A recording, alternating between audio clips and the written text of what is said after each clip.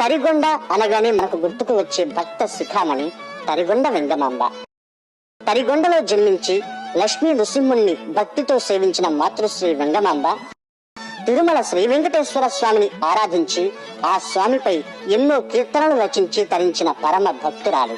మజ్జిగ కుండలో సాలగ్రామ రూపంలో ఆవిర్భవించిన నరసింహస్వామి, దుర్వాస మహర్షి ప్రతిష్ఠించిన నారసింహ క్షేత్రం, కోరిన కోర్కెలు తీర్చే కొంగు బంగారంగా లక్ష్మీ నరసింహస్వామి అభయం, అనుగ్రహమూర్తిగా దర్శనమిచ్చే ఉగ్రస్వరూపం.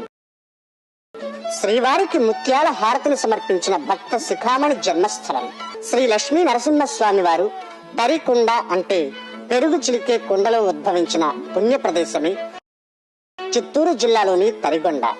స్వామివారు మజ్జిగ కుండలో సాలగ్రామ రూపంలో ఆవిర్భవించారు. దుర్వాస మహర్షి స్వామివారిని ఇక్కడ ప్రతిష్ఠించినట్టు స్థల పురాణం. ఇదే ఆలయంలో దుర్వాస మహర్షి తన తపోబలంతో నెలకొల్పిన ధర్మపీఠంతో తరిగొండ క్షేత్రం సత్య ప్రమాణాల నిలయంగా పేరొందింది.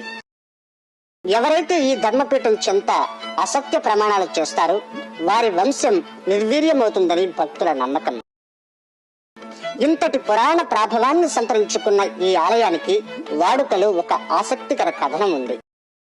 చోళరాజుల కాలంలో చిత్తూరు జిల్లా భాక్రాపేట సమీపంలోని చిట్టేచెర్లలో నివాసం ఉంటున్న రామానాయుడు అనే భక్తుడికి స్వామివారు మజ్జిగ కొండలో దర్శనమిచ్చి ఇదే ప్రాంతంలోని ఒక కొండ గుహలో ఉన్న తనకు తరిగొండలో ఆలయం నిర్మించి పూజలు జరిపించమని ఆదేశించారట. అలా ఆ భక్తుడు నిర్మించిన ఆలయమే నేడు మనం చూస్తున్న తరిగొండ శ్రీ లక్ష్మీ నరసింహస్వామి ధామం.